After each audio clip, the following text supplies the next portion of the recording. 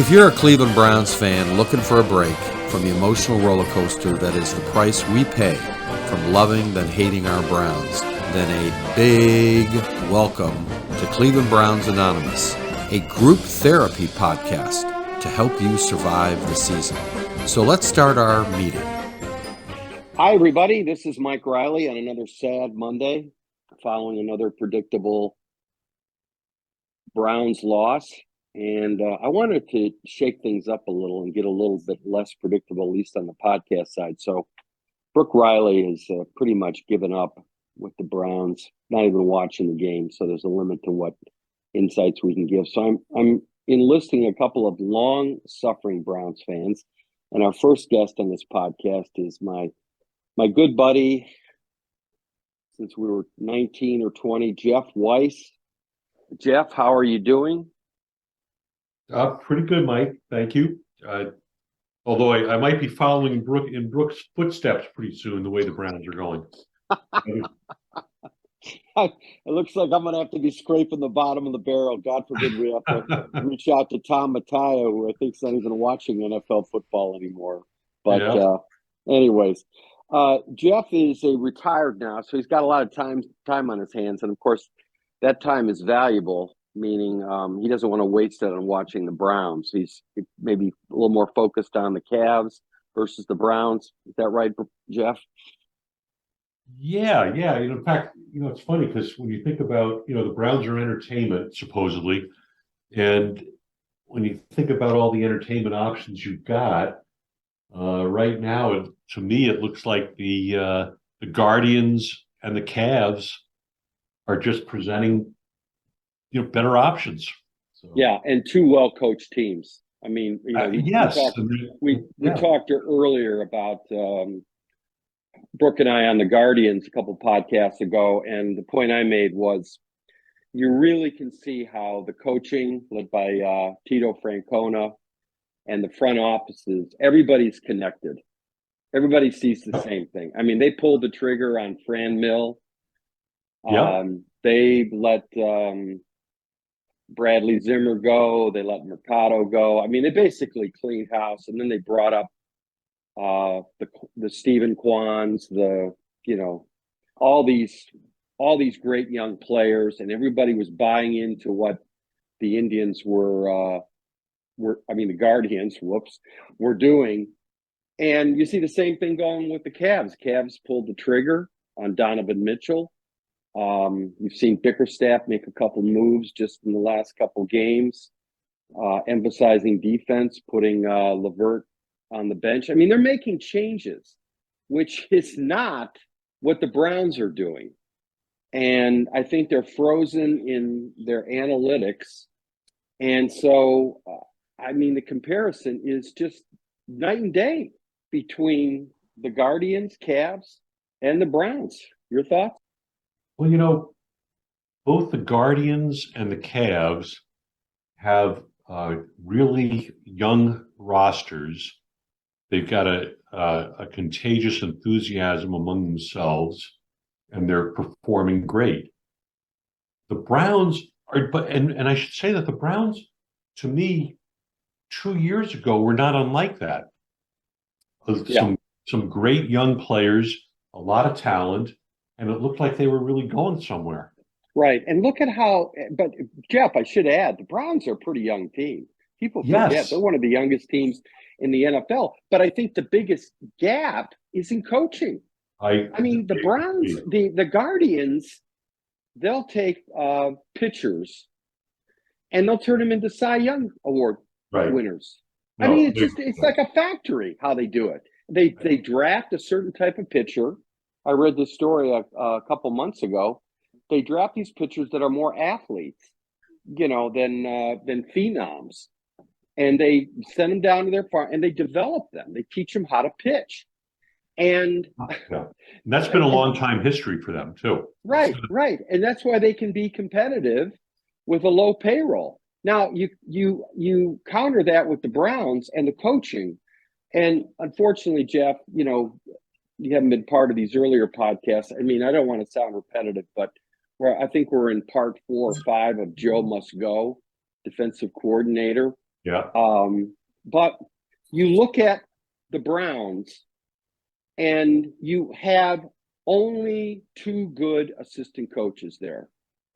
Bill Callahan, Hall of Fame line coach, and Stump Mitchell, their running backs coach. That's it. And what's the mark of a good coach?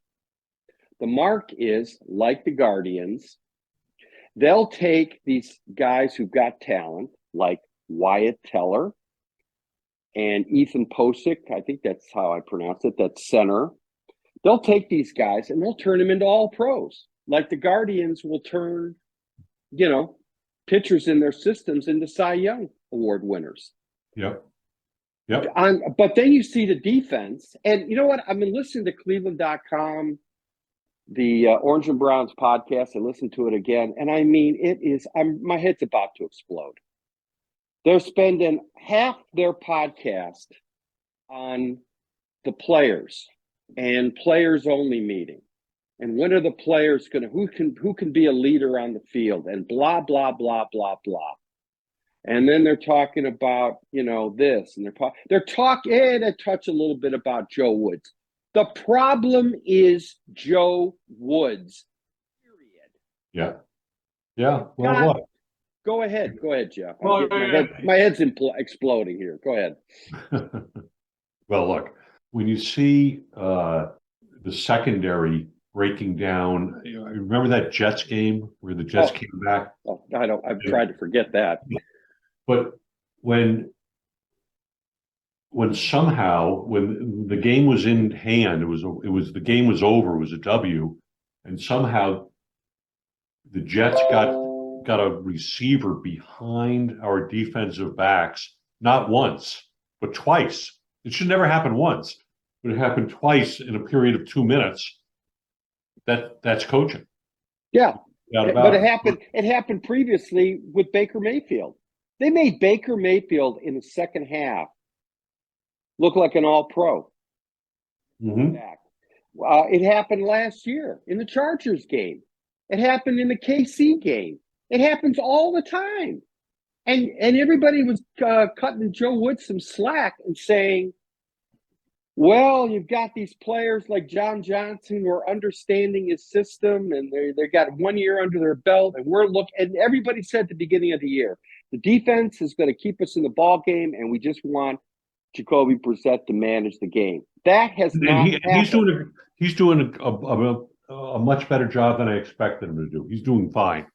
Yeah, so let's break this down, Browns fans. Let's just say we made, and this is the other thing that drives me crazy. Hey, Mary, Dan Labby, all the people on Cleveland.com. It is simple. You change the coach. Now, what happens if you change the coach and you get a Bill Callahan guy or something who reduces the sauce so it's simple to execute?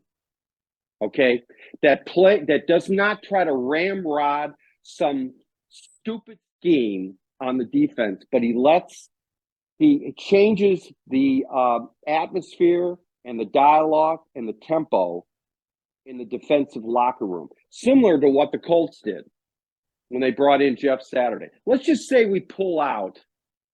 Let's just run this scenario, Jeff. We pull out Joe Woods and we put somebody else in. Now what happens? Now the defense has got a fresh voice. The defense can ventilate. The defense can lean on. They're all pros. And guess what happens? Suddenly they turn the third quarter from a debacle into something where we can at least hold things steady. Maybe we're blitzing, being more aggressive. We're stopping the run, and maybe we're getting some turnovers. We rank third in the league with the least amount of turnovers. Suddenly you're getting fumbles, you're getting miles let loose. I know it sounds simple, folks, but it's not happening currently. So what do we got to lose? If we don't make the change, we got more of the same. Your thoughts? Yeah, well, another aspect of the defense is, and this is, again, it's coaching. You look at special teams, and that first half we were not only were we in it, we were winning. we were outplaying them the whole first half. And then in the last few minutes, when they had they had a kickoff return and a punt return for 30 or 40 yards, in the second quarter. To me, that deflated the regular defense once they got on the field. They just see special teams give up 30 or 40 yards 2 consecutive times, and it's tough to go in there time after time after you see these other schemes breaking down. And special teams is really, that's coaching to me too. Absolutely. So it's the talent is always, it's the same basic talent that you have out there on special teams, and containing a special fields return. That's coaching. Well, Jeff, now let's point the spotlight to Kevin Stefanski, and we'll also continue beating up on Joe Woods, who I'm sure is a very nice guy, very nice family guy, whatever. This is not personal. This is the tough NFL business, and we're long-suffering fans. So let's just turn our attention to Kevin Stefanski. He's supposed, as the head coach, not the quarterback coach, not the offensive coordinator who's calling the plays. He's the head coach, which means he's supposed to coach the coaching, which I've said on other podcasts. He's supposed to be the Bill Parcells kicking ass on these coaches. His head should be exploding, not after the Jets game, but after watching Baker Mayfield 2 long plays on he'd be going into the coaching room and saying, what is going on here? Are we going to have to deal with this again? So maybe if he dealt with that in the Panthers game, we wouldn't see that rear its ugly head, costing us a game against the Jets. Your thoughts? Yeah, that's tough for me to evaluate, because I think you're absolutely right that the buck stops at the very, very top.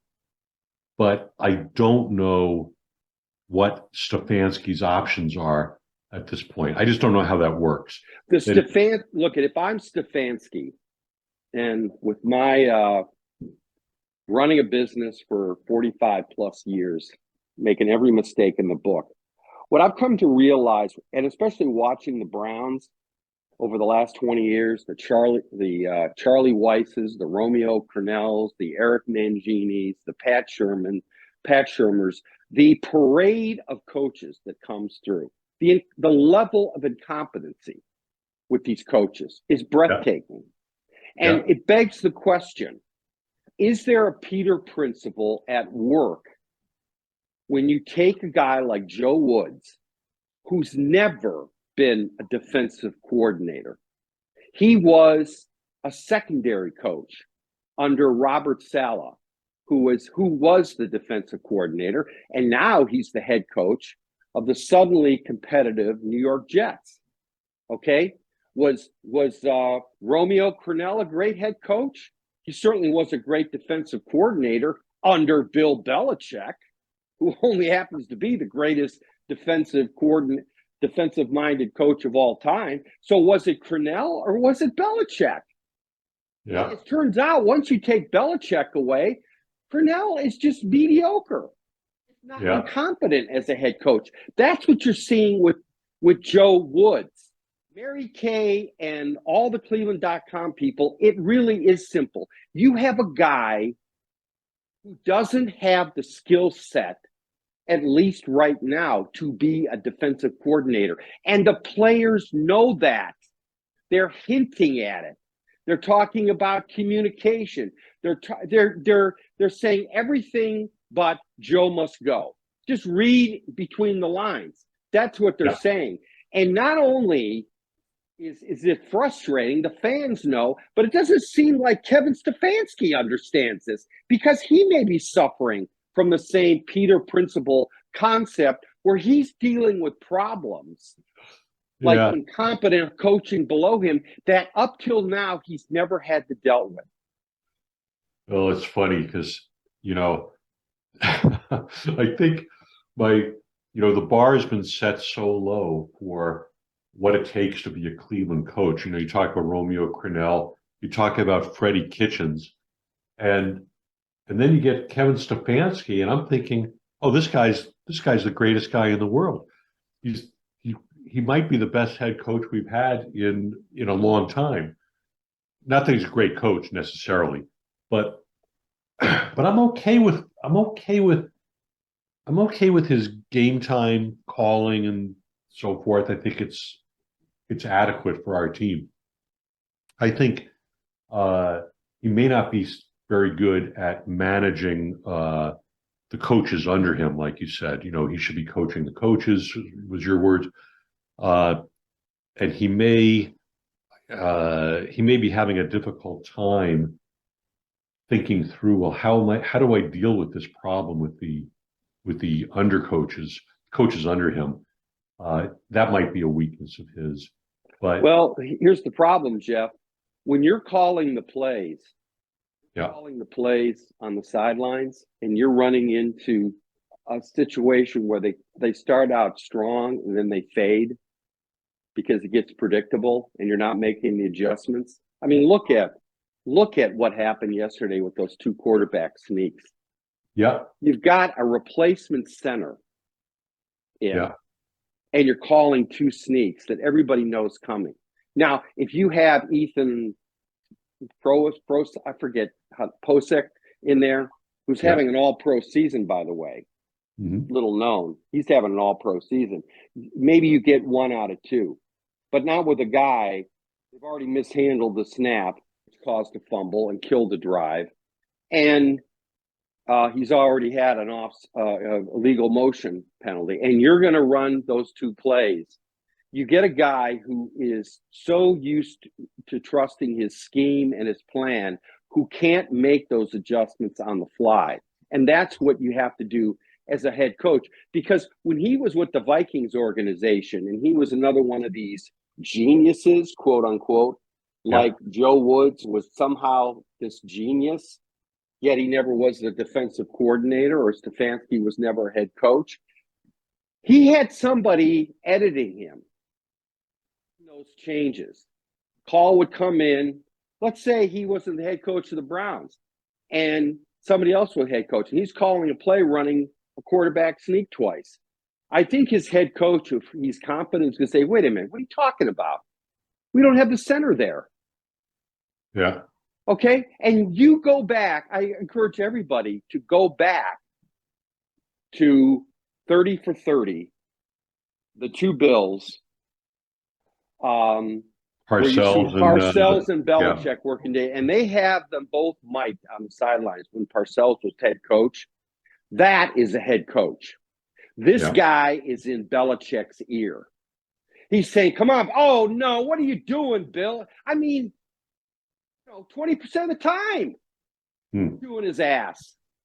And you know what he's doing up and down the field?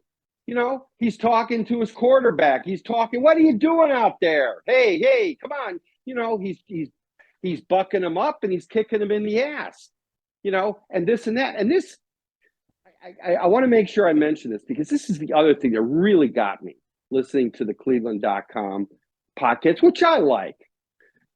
Who is this guy, Doug, who's talking about the players need to get kicked in the ass?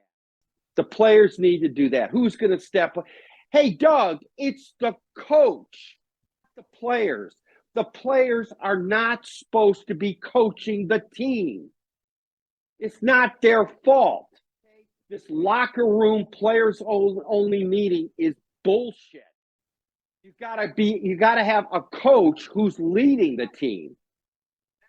That was another reason why my head was exploding. Go ahead, Jeff. Yeah, no. I think without a doubt, this is one of the few times in the last couple of decades where I feel great about the talent on the team, that we have the players, and it's it really is a matter of just if our team had some top coaches on it, we would be a contender without a doubt.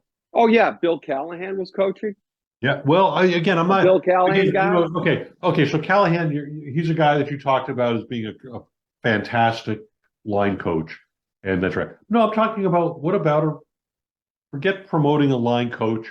What about a legitimate and even Stefanski? I'm okay with. I think what we need if we had I think a defensive coordinator might be all that it takes. That might be a missing piece. That's how Yeah. close we are. Yeah, exactly. We're losing close games. And it's Oh, not like we're lacking talent. And hey, Mary Kay and Cleveland.com and Browns fans out there, you know what? We do not know what good coaching looks like for the Cleveland Browns. yeah, Just look at the Guardians as an example. yeah. This goes to coaching. Andrew Berry, are you listening? What is the point in going after a blue chip, all pro safety named John Johnson only to see him regress? You paid a lot of money to Denzel Ward, right? A lot of money, big time contract. Do you know what his PFF rating is, Jeff? No, He's not even in the middle of the pack. He is regressing in the system. We are loaded with talent in the secondary. I mean, loaded. Great pickup, Andrew. Martin Emerson, great pickup. Guys are breaking loose wide open. yeah, Coaching. yeah. Mary Kay, it is simple. We have an incompetent defensive coordinator. People were complaining last year about him.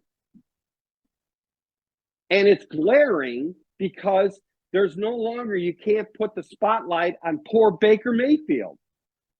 Now, Kevin Stefanski, last point, Jeff. Kevin Stefanski said in an earlier podcast, should have pulled Baker last year after the Detroit game. He was regressing. Make the tough call, sit him down, put Case Keenum in. Guess what? We'd be in the playoffs. Yeah, and Mayfield was hurt. It was an easy thing for him to do. It's not like there's that he has to worry about egos or screwing up his head for down the road if he thought that Baker could play down the road. It was the guy was hurt. Take him out. Yeah, yeah. And the aside question is, is from whether he could play or not. Even aside from that issue. Yeah, and I said in an earlier podcast with Kevin Stefanski said last year, he said, we feel Baker gives us the best chance to win as they repeatedly lost and as he repeatedly got worse. And Keenum was a good player. All Keenum did, as I said in my last podcast, so I'm getting repetitive. Keenum started 2 games. He won 2 games. Okay? He was a Jacoby Brissett type player. Yeah. Yeah. And you know what? That's what we need. That's what we needed. And the Browns they were playing against a injury ravaged Raven team where they had 4 interceptions. They played against the Green Bay Packers where they were clearly an underperforming team. And Baker throws 4 interceptions. Yeah. I mean, it was a shit show with Mayfield. And yet Stefanski couldn't see beyond his laminated play sheet that something fundamental that a head coach needs to make. You need to switch quarterbacks. Yeah, agreed. You need to change defensive coordinators. Anybody is going to do a better job than the current guy, just to change the atmosphere in the room. And they say, well, we'll wait till the end of the season. For what? It's already there. It's incompetent. What are we waiting for? How many 30-point games and 160 yards to 200 yards rushing do we give up before we say maybe it's a coaching? We got 4 all-pros, Jeff, on defense. Yeah, right. One of the worst. Players are confused. and they're talking about communication problems. And if you gave them a truth serum, they'd say, we got to get rid of this guy. He's killing us. Yeah, it's very sad. Final Very thoughts, sad. Jeff. Well, I have to say that that last game, I was very excited for the first 16, 17 minutes of the game. Like past games. and then you could just see it coming. I'm thinking, okay, they've got it going. It's working. The defense looked good. The offense looked good.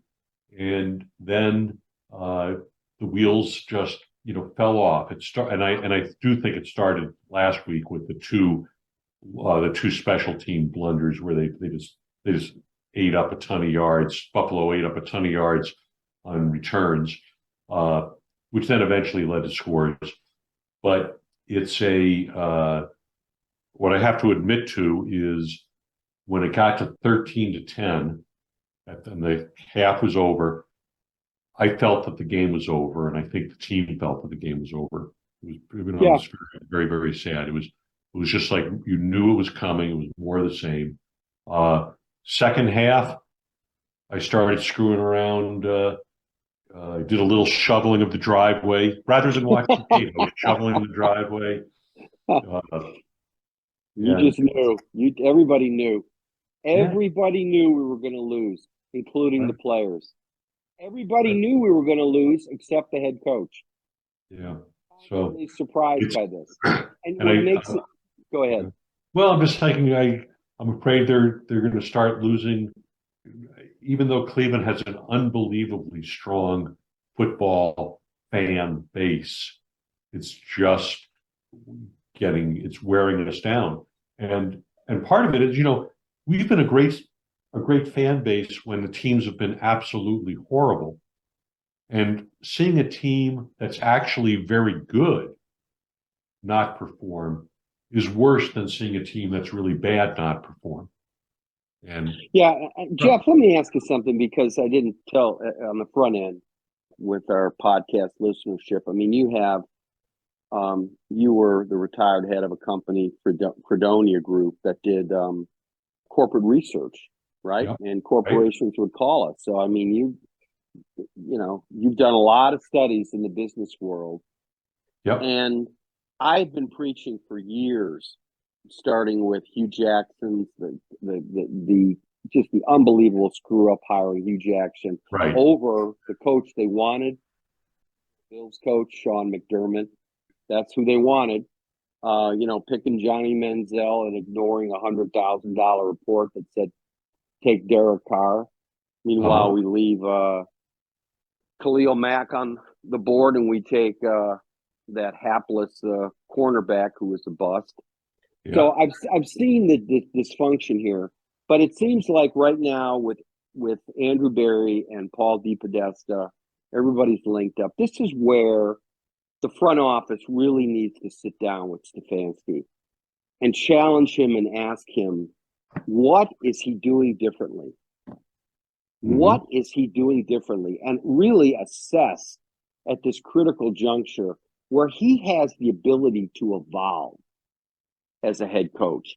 Or is he going to go down the road of other failed coaches who are just so wedded to their schemes and routines that they don't grow into the job? I mean, I'm thinking about something as easy as putting Alex Van Pelt in calling the plays, right?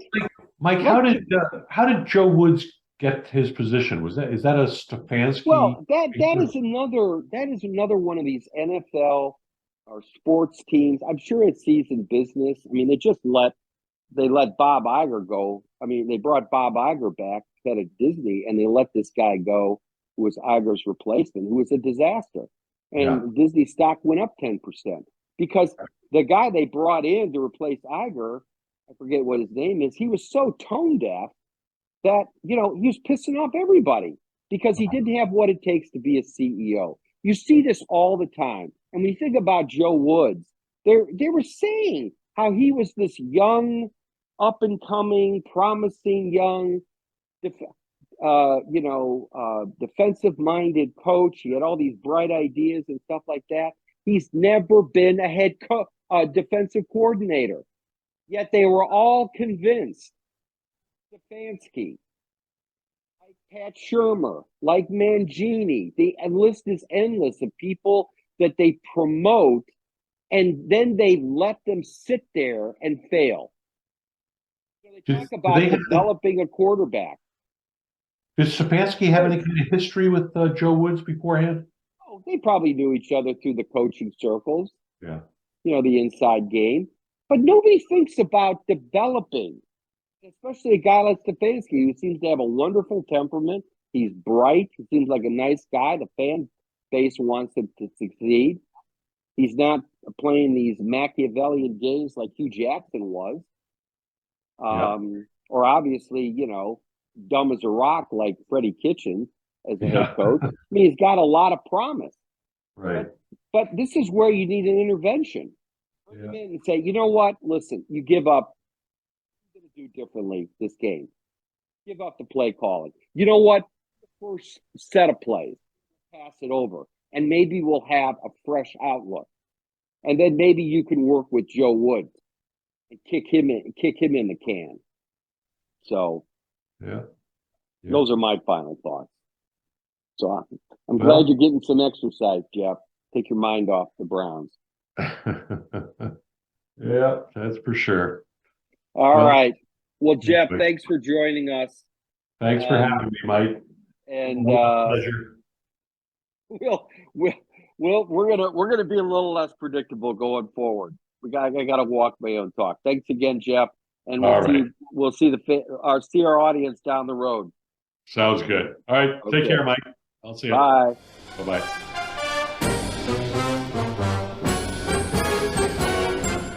Hey, let's stop here. We got to pay some bills. 30 seconds, and we'll be back. Getting your house ready to sell, or you just need some basic repairs, and you can't get anybody to come out or even return your phone call. Then call Riley Painting and Contracting, your home mechanics, for all of your home repair needs, from electrical, plumbing, roof repairs, and getting your house ready to sell. 45 years in the business, a AAA on the Better Business Bureau, and we're on the preferred contractor list in Cleveland Heights and Shaker Heights. You can contact us by calling 216-371-8160 and leave a message, and guess what? We'll call you back.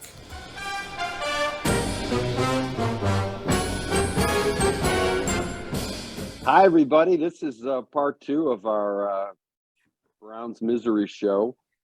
And as I said, we're going to try to keep this unpredictable. So I reached out to one of my best friends who's out in L.A. Actually, he's in Tahoe now. His number one team is Pittsburgh, but he and I don't want to say grew up, but our formative years was in Cleveland. So Browns are his number 2 team. And I introduced Bill Lawrence from Lake Tahoe. Bill, how you doing?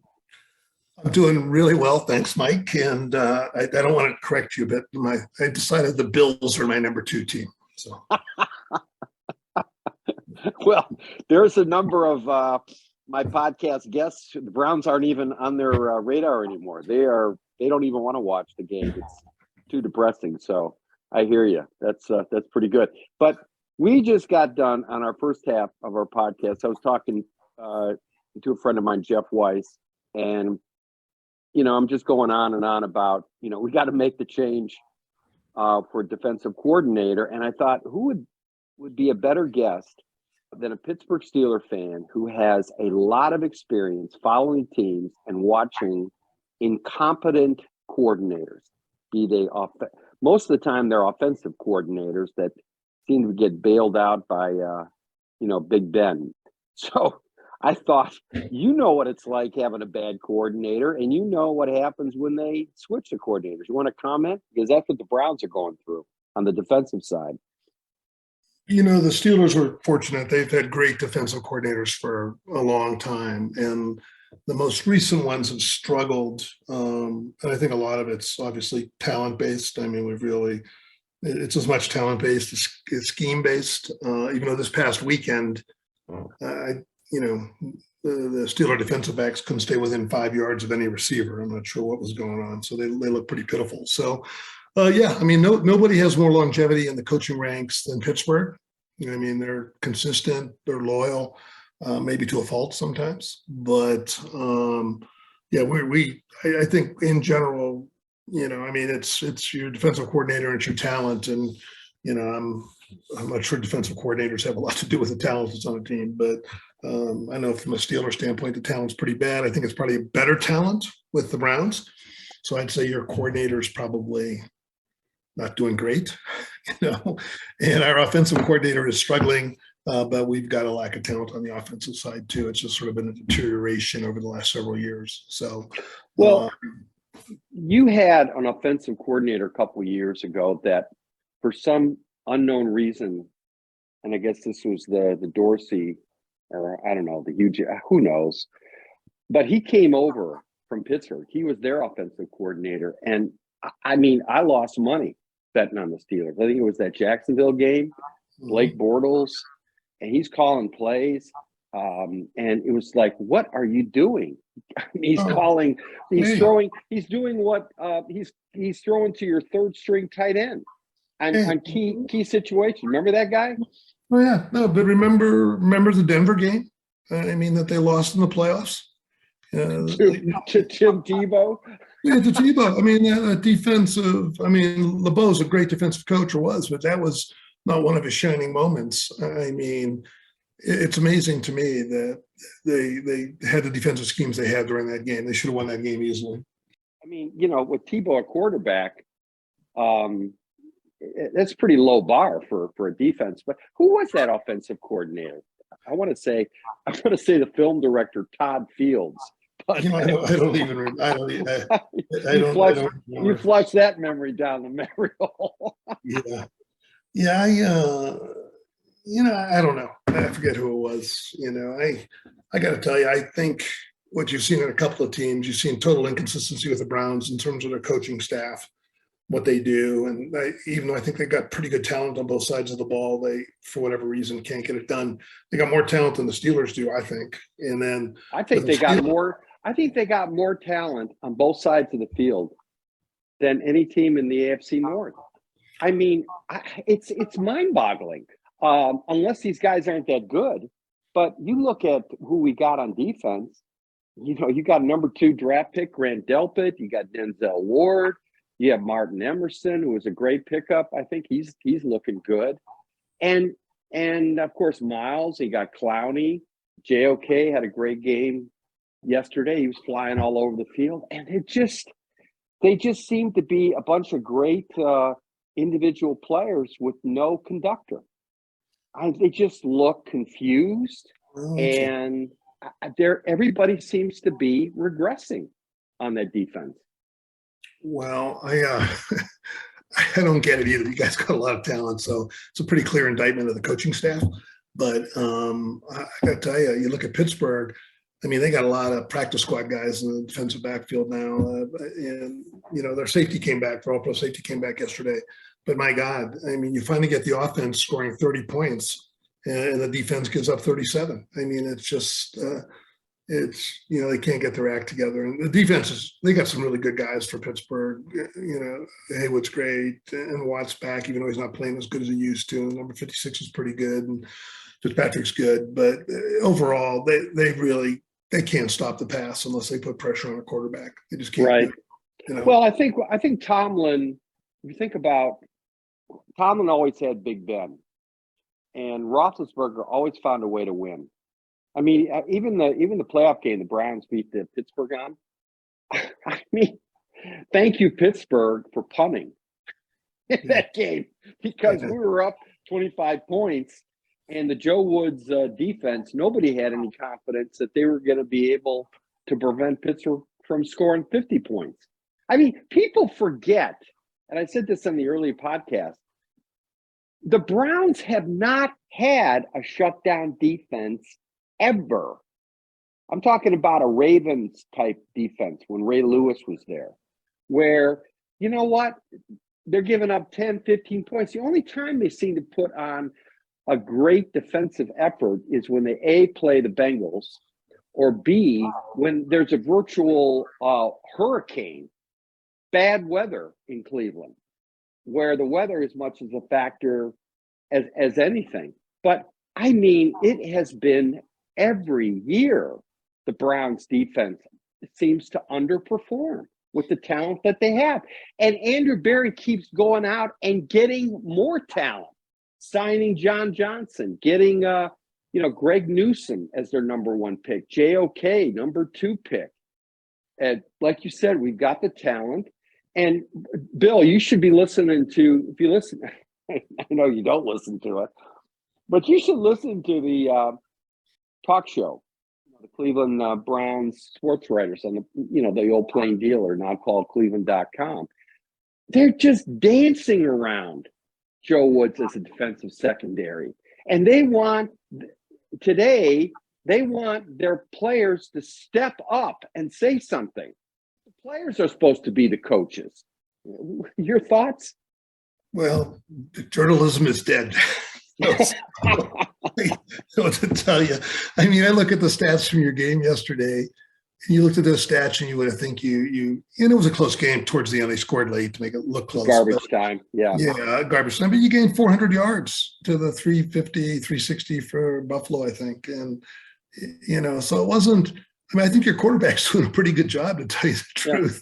Yeah. And you've got you got one of the best wide receivers. I mean, you lost Landry, which hurt, but you got one of the best wide receivers going. And Amari Cooper, every other game they decide to throw to him. Oh, he's phenomenal. The guy is incredible. So I think he ranks 1 or 2. Who's another guy that's under the radar? I know you didn't watch the game, but David Bell, the pickup they had. I mean, he's a little Jarvis Landry. All he does is run precise routes and catch the ball. Right. And yet, the Browns are in a red zone situation, and they're throwing to Pharaoh Brown, a 3rd or 4th string tight end, and it goes clank off his hands. Right. You got Njoku in there. You got David Bell. You got Hunt coming out of the backfield. And, of course, you have Amari Cooper. And yet they're throwing the ball to Pharaoh Brown. And so, I mean, it's just whatever it takes to lose a game, it seems. Now, I'm not here to just, nitpick, backseat drive. You should have done this. You should have done that. Although, we could spend an hour talking about that, just like you could with Cleveland. But the point is that the consistent thread in all of this, if you had said at the beginning of the season, Brissett and the Browns offense would get 400 yards, Brissett would be a top 10 quarterback, which he is statistically a top 10 quarterback, and we would have only won 3 games. People would say you're crazy because people don't remember that in the summertime, everybody was saying that it's the defense that's going to carry the Browns to Deshaun Watson. And we're hoping and praying Jacoby Brissett's not going to lay an egg. He didn't lay an egg, and the defense is laying an egg. Now, the question I'm going to ask you is, do you fire the defensive coordinator in the middle of the season? Take your time, Bill. Is that mine? I had you on mute. I got people here working. Do I fire him? Sure, I'd fire him. Yeah. Yeah. Yeah, why not? I mean, can it get any worse? I don't know.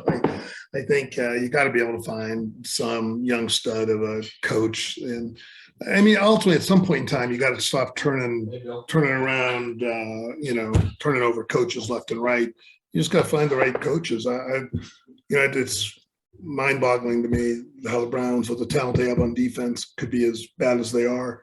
And, it's just – yeah, I don't know. I mean, I got to tell you, I'm in the same point with the Steelers right now. I mean, I've watched the deterioration over the last few years of Roethlisberger and now into this new era, and the deterioration pretty much continues, even though the offense is starting to perform reasonably well. I mean, it's performing better. Najee Harris ran for almost 199 yards a week ago, and then yesterday he ran for 90.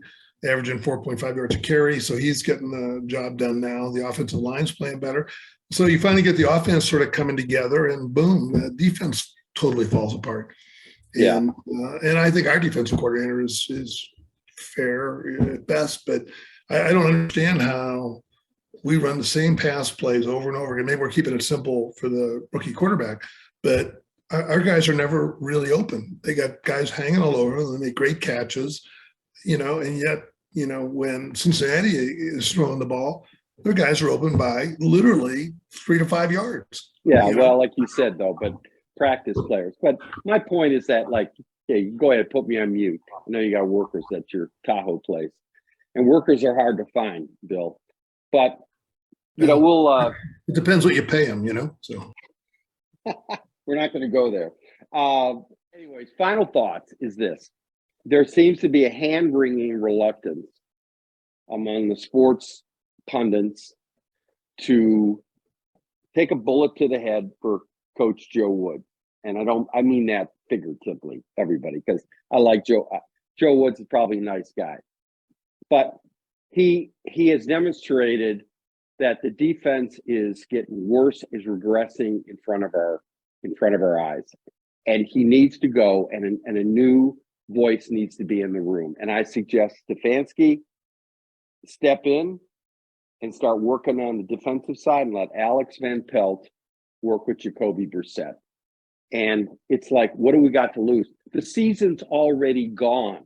Okay, it's gone. We're not making a scapegoat out of Joe Woods. We're simply saying he's not ready for prime time, and we got to make a change for the betterment of the team as a whole. Your final thought? So you got Denzel Ward saying that they don't have everybody on the same page on defense. You got a lot of fans actually, calling for Stefanski's head. I remember how excited everybody was when Stefanski came down to the Browns organization. And you know what? It just hasn't really panned out very well, between the Baker Mayfield bust and the way the defense is playing now. I mean, you got the best running back combo in the league, and you got a great wide receiver. You got a really great tight end when he's healthy. I mean, you guys should be winning ball games. I mean, I think the head coach is ultimately the one responsible, but I get why Pittsburgh's not winning ball games. I don't get why the Browns aren't winning ball games, Yeah. Well, it's real simple. People don't want to go there. It's coaching. And I think you know what? The guy at the top, Joe Woods, was brought in, and, people forget he was a secondary coach. He has no experience as defensive coordinator up until the Browns. And he has clearly underperformed, and they're throwing players under the bus right now by asking them to do something they shouldn't be asked to do, which is stand up and be team leaders. Go ahead. In fact, Stefanski was encouraged that they're watching more game film because they're going to improve themselves, as if that's their job.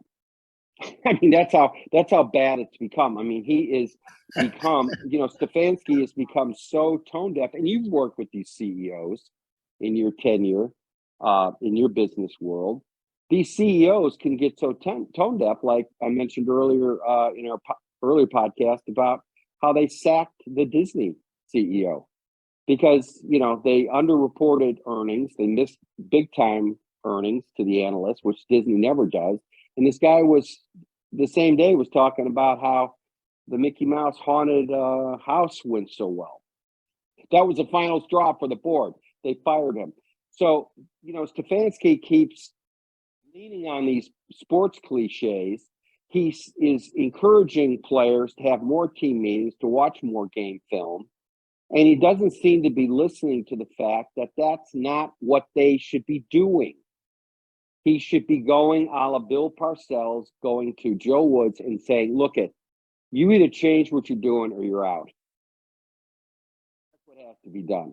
And if he's not going to say it, then ownership and the general manager should. But the guy's got to go. And like you said, we got so much talent, and we're not going anywhere. I got to tell you one thing. When I had my businesses, and I had 12 businesses, and each of my businesses, the manager of that business was told to achieve a certain gross profit margin and certain CSI results. So they have certain objectives. And while I was there for counsel and advice and direction, provided, I think, reasonable tools, the whole deal was you're going to achieve X or Y or Z. You're going to achieve those. or else you can't work here anymore. And I mean, the motivator, great incentive programs, good compensation, but if you can't achieve what we believe you ought to achieve, you just can't work here anymore. I mean, people got that from the beginning, and there was a lot of people that didn't work here that long because they couldn't. Well, that's what happens. Right, that's what happens. So as long as you have clear objectives like winning, and if you can't win, I think there's legitimate reasons for not winning. I think there's injuries, things that are out of your control. But when you have as much talent on the field as the Browns do and you don't win, I think you got to look to the leadership of the organization, the leadership of the team, coaches on both sides of the ball. Something's not right, Yeah. Well, as I said earlier, and I'll sum up on this and I'll let you get back to managing your crew here at your house, is we've got a great offensive line coach and a running backs coach. And Bill Callahan will take guys like Wyatt Teller off the scrap heap and turn them into all pros. And that's what good coaching is about. You're supposed to make the players better. I said this earlier, so I'll emphasize this point. The players on the defensive side are super talented. They're confused. They're directionless. They're encouraged to figure it out on their own. And that's just got to stop. It's got to stop. And they got to change. They got to change the voice in the room, which is the head coach. So, Bill, thanks again for your counsel. And folks, we're gonna end it here. Thanks, Bill. And Mike, thank you. And if things go well, you'll keep Joe Woods so that the Steelers will have good competition at the cellar of the Sunset. I know Steeler fans are sending in flyers now. Keep Joe Woods, right? I'm there, baby. Yes. All right. Thanks, Mike. Appreciate it. Okay. All right. See you guys.